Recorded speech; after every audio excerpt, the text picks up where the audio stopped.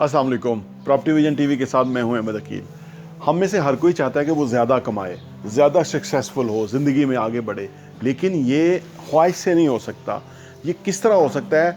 ये आपकी माइंडसेट से हो सकता है, कैपेबिलिटी से हो सकता है, स्किल सेट से हो सकता है, आपकी महारतों की वजह से हो सकता है, आपकी कैपेबिलिटीज़ की वजह से हो सकता है। तो ये जो सारी चीज़ें हैं, ये किस तरह हम हासिल करें या किस तरह अपनी सलाहियतें, कैपेबिलिटीज़, माइंडसेट, इनको कैसे डेवलप करें।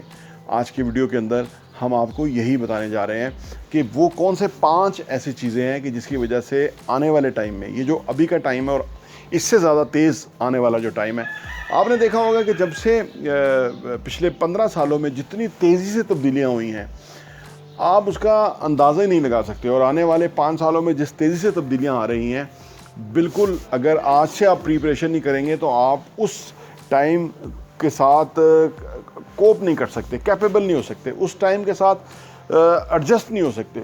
चीज़ें डायनामिक हो गई हैं। कभी ये चीज़ें बड़ी स्टैटिक थी, वक्त नहीं गुजरता था, कुछ करने के लिए नहीं होता था, वक्त बेशुमार था, करने के लिए काम नहीं थे। आज काम बेशुमार हैं, टाइम नहीं है। और टाइम को जो मैनेज करेगा या अपने टाइम में जिन सलाहियतों के साथ वो प्ले करेगा या काम करेगा, वो ज़्यादा कामयाब होगा। तो आइए इसका जायज़ा लेते हैं कि वो कौन सी सलाहियतें हैं कि जो आज यानी 2022 से ऑनवर्ड हमें रिक्वायर्ड होंगी। उसके लिए आज से ही हमें कोशिश करनी चाहिए, अपनी सोचों में, अपने स्किल्स के अंदर इन महारतों का इजाफा करना होगा ताकि हम ज़्यादा सक्सेसफुल हों, ज़्यादा अपॉर्चुनिटी से भरपूर फ़ायदा उठा सकें। नंबर 1 स्किल है एनालिटिकल थिंकिंग एंड इनोवेशन। ये जो एनालिटिकल थिंकिंग है और इनोवेशन है, ये आज की दौर के अंदर बेहद ज़रूरी है। अगर हम आज आने वाले टाइम को असेस ना कर सकें, उसकी जो तेज़ी है, उसके अंदर जो बदलाव है, उसके अंदर जो डायनामिक अप्रोच है, वो ना अपना सकें, तो हम पीछे रह जाएंगे, वक्त आगे निकल जाएगा, हम चीज़ों के साथ एडजस्ट नहीं कर पाएंगे, तो इसलिए हम पीछे रह जाएंगे। तो लिहाजा अपने अंदर ये जो एनालिटिकल थिंकिंग है और इनोवेशन है, ये पैदा करनी चाहिए। और जो भी हम काम कर रहे हैं आज, उसको अंदर इनोवेशन लाना बहुत आसान हो गया क्योंकि सहूलियात बहुत मैसर हैं। तो जो भी हम काम कर रहे हैं उसके अंदर फर्दर किस तरह से हम इनोवेशन लेके आ सकते हैं, एनालिटिकल थिंकिंग कैसे कर सकते हैं कि उस काम को हम कैसे अपग्रेड करें, कैसे वो जो भीड़ है, जो लोग काम कर रहे हैं, उनके मुकाबले में हम बेहतर हो जाएं काम में, तो ज़्यादा कामयाब हो जाएंगे। बहुत ज़बरदस्त मौके पैदा हो गए हैं ना। कभी कुछ और तकाज़े थे, आज के तकाज़े जो हैं वो एनालिटिकल थिंकिंग है और इनोवेशन है। किसी भी चीज़ के अंदर जितना हम वो लेके आएंगे अपने काम में, उतना ज़्यादा हमारा काम अपग्रेड होगा, उतने ज़्यादा हम कामयाब होंगे। तो ये जो इनोवेशन और एनालिटिकल थिंकिंग है, इसके लिए ज़रूरी है कि हम किताबें पढ़ें, हम ऑब्जर्वेंट हों, हम चीज़ों को गहरा मुशाहिदा करें, हम चीज़ों को थोड़ा फासले से देखें, तो हमें अंदाज़ा होगा कि हम क्या गलत कर रहे हैं या कैसे उसके अंदर इम्प्रूवमेंट आ सकती है। हम सवाल पूछें, क्वेश्चन कहते हैं बहुत बड़ा नॉलेज है। जितने ज़्यादा हम सवाल पूछेंगे उतना ज़्यादा हम सीखते जाएंगे और उतना ज़्यादा हम आने वाले टाइम में कामयाब होंगे। तो हमारी एनालिटिकल थिंकिंग और इनोवेशन जो हमारे काम में है, वो हमें आने वाले टाइम में 6 महीने, साल में और तरक्की देने वाली है, उससे हम और बेहतर होने जा रहे हैं। नंबर 2 है एक्टिव लर्निंग। लर्निंग किस तरह हम करते हैं? हम कोई किताबें पढ़ते हैं, हम कोई वीडियो देखते हैं, हम कोई ऑडियो सुनते हैं, हम कोई किसी से मिलते हैं, किसी के एक्सपीरियंस को हम देखते हैं, सुनते हैं, सीखते हैं उससे।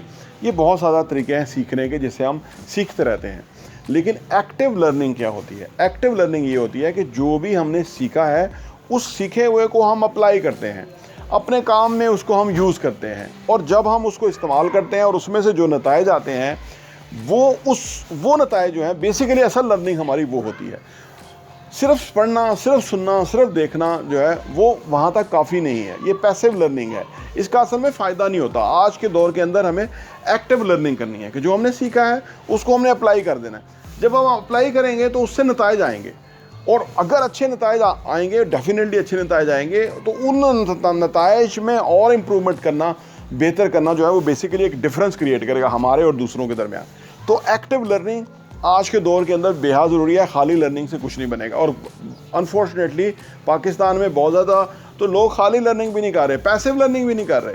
तो एक्टिव लर्निंग जो है, वो आज की बहुत बड़ी स्किल है कि जो आने वाले जदीद दौर में हमें काम आएगी। नंबर 3 है कम्प्लेक्स प्रॉब्लम सॉल्विंग। जैसे कि दौर बदल रहा है ना, माजी में सादा मसाइल होते थे, आज मसाइल बड़े कम्प्लेक्स हो गए हैं, बड़े कॉम्प्लिकेटेड हो गए। हमें घर भी चाहिए, हमें जॉब भी चाहिए, हमें अर्निंग भी अपनी बढ़ानी है, हमारे पास हुनर और स्किल भी चाहिए, ये सारा कुछ है। अब अगर हम इस सारी चीज़ों को देखें तो ये बड़ा कम्प्लेक्स प्रॉब्लम है। यानी ना ही घर है, ना ही रोज़गार है, ना ही एजुकेशन है, ना ही एक्सपोजर है, ना ही शऊर है, कुछ भी नहीं है। तो यानी इतने बड़े कम्प्लेक्स प्रॉब्लम, इसको इन सारे को असेस करना और इसका ऐसा सोल्यूशन निकालना कि जो बेसिकली एक के बाद एक मसला हल होना शुरू हो जाए, एक के बाद एक जो है वो इम्प्रूवमेंट आ जाए, यानी एक एफर्ट का मल्टीपल इफेक्ट हो जाए, तो वो हमें ढूंढ निकालना है। तभी हमें आज के दौर के अंदर हमें कामयाब होना है। इसके लिए ज़रूरी है कि हम मसलों के ज़्यादा हल निकालें। जितने ज़्यादा एक मसले के हल होंगे उतना हम ज़्यादा कामयाब होंगे। और ये सोचने से है, ये अप्लाई करने से है, ये ब्रेनस्टॉर्मिंग करने से है कि किस मसले का क्या हल है। क्योंकि जितने भी कम्प्लेक्स मसले होंगे या कोई भी मसला होगा, उसका हल भी वही होता है। अगर हम उसके हल तलाश करने में कामयाब हो जाएंगे तो फिर हम बाकियों से फ़र्क हो जाएंगे। तो ये स्किल्स सीखना भी बहुत ज़रूरी है। नंबर 4 के लिए है लीडरशिप एंड टीम मैनेजमेंट।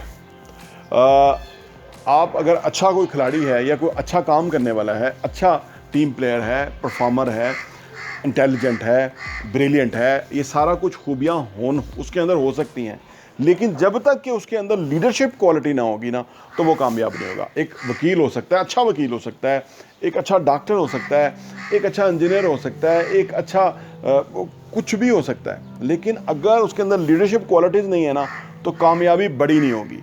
तो लीडरशिप क्वालिटी के अंदर क्या करना होता है, दरअसल टीम मैनेज करनी होती है, अपने साथ लोग लेने होते हैं। लीडर जो है वो बेसिकली टीम को अपने साथ लेता है और फिर अपने एक्ट से, अमल से उनको इन्फ्लुएंस करता है।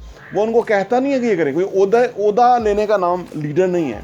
लीडर बेसिकली अपने अमल से, एक्ट से लोगों को मजबूर करता है कि वो भी उस तरह से करना शुरू करें, या उस तरह से सोचना शुरू करें, या उस तरह से वो खुद से एक्शन लेना शुरू करें। तो ये बेसिकली लीडरशिप क्वालिटी है। तो जब तक कि टीम कोई कितना भी अच्छा हो, लेकिन जब तक कि वो टीम बिल्डिंग में अच्छा नहीं होगा, बड़ी कामयाबी नहीं होगी। तो आज के दौर के अंदर जो बहुत बड़ी स्किल है वो पीपल मैनेजमेंट है, टीम बिल्डिंग है, और उनसे नताइज निकालना है, जो कि असल बड़ी स्किल है, जिसकी वजह से बड़ी बड़ी कामयाबियाँ मुमकिन हो सकती है। नंबर 5 और आखिरी इमोशनल इंटेलिजेंस है। हमारे जो जज्बात होते हैं ना, ये हमें बहुत कामयाब भी कर सकते हैं और हमें बहुत पैरिश भी कर सकते हैं।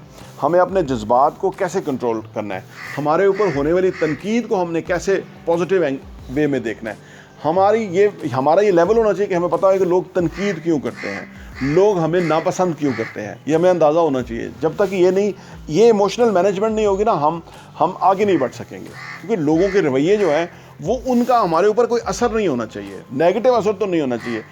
जब तक हमें ये चीज़ों की समझ नहीं आएगी ना, तो ये जो इमोशनल इंटेलिजेंस है ये नहीं हमारे पास होगी, तो अब तक हम बहुत बड़ी कामयाबी नहीं हासिल कर सकेंगे। हमारे दाएं बाएं बहुत सारी दीवारें, बैरियर्स रहेंगे। इन बैरियर्स को तोड़ने के लिए बेहद ज़रूरी है कि हम ये समझें कि लोगों के जज्बात क्या होते हैं, इंसानी जहन किस तरह सोचता है, जेलसी क्या होती है, तनकीद क्या होती है, लोगों की पसंदीदगी क्यों होती है, ये हमें समझना चाहिए। जब हम ये समझ जाएं तो फिर ये चीज़ें हमारे ऊपर असर नहीं करती। हम अपने ताईं बेहतरीन जो है वो परफॉर्मेंस देते हैं या खुद से बेहतरीन काम करते हैं, क्योंकि हमें पता होता है कि लोगों के मसाइल हैं, ये हमारे नहीं हैं। लोग बेजा तनकीद हमारे ऊपर करते हैं क्योंकि वो जेलसी का एक फैक्टर होता है इंसान के अंदर कि भाई ये इंसान आगे बढ़ रहा है, तो ये फैक्टर लोगों के अंदर मौजूद होता है और ये उनको पीछे रख रहा होता है। लेकिन जब तक कि वो उसको पॉजिटिव वे में न ले, वो खुद आगे नहीं बढ़ सकते। तो इमोशनल इंटेलिजेंस जो है वो हमें समझ आनी चाहिए कि वो क्या चीज़ है, उसको हमें कैसे इस्तेमाल करना है। रिएक्शन जो हमें जो देना है, वो हमें रिएक्शन कब देना है और रिस्पॉन्ड कब करना है, इन चीज़ों का हमें अंदाज़ा होना चाहिए, ताकि हम ज़िंदगी में ज़्यादा कामयाब हों और अपनी इन महारतों को इस्तेमाल करके हम आराम से बहुत बेहतर तरक्की कर सकते हैं। और ये आज के दौर के अंदर किसी भी एक कामयाब इंसान के अंदर ये खूबियाँ होनी चाहिए, ताकि वो ज़्यादा बेहतर हो, ज़्यादा सक्सेसफुल हो लाइफ के अंदर, और आने वाले दौर के जो तकाज़े हैं उनको अंडरस्टैंड करें। जो लोग नहीं समझेंगे वो पीछे रह जाएंगे, जो लोग अंडरस्टैंड करेंगे वही आगे बढ़ेंगे। और हाँ, यहाँ मैं आपको ये भी बताता चलूँ, प्रॉपर्टी विजन का जो हमारा एडिशन है वो साल के 12 एडिशन आपको सिर्फ 1000 रुपये के ऊपर मिल सकते हैं। आप अगर आप चाहते हैं कि आपके पास ये सॉफ्ट कॉपी में आ जाए और आप उसको अपनी ईज़ में पढ़ सकें और मुख्तलिफ़ चीज़ों को गौर कर सकें, हमें आप व्हाट्सअप कीजिए ताकि हम आपको वो भेज सकें, ताकि आप वो कंटेंट पढ़ें, वो मवाद पढ़ेंगे। जिस तरह आप अच्छा कंटेंट पढ़ेंगे कि कैसे पैसा कमाना है, कैसे पैसे को मल्टीप्लाई करना है, कैसे पैसे की टेक केयर करनी है, कैसे पैसे को जो है ना वो सही जगह पे डायरेक्शन पे लगाना है, कैसे एसेट्स बनाने हैं, असासों से किस तरह कमाना है और वो कमाने के बाद उन पैसों को किस तरह से इन्वेस्ट करना है, इस तरह की बहुत ही ज़बरदस्त इन्फॉर्मेशन जो है वो रियल एस्टेट के हवाले से हम प्रॉपर्टी विजन के मैगज़ीन के अंदर पब्लिश करते हैं और वो हम आपको इंशाल्लाह भेजेंगे। प्रॉपर्टी विजन टीवी देखने का बहुत बहुत शुक्रिया।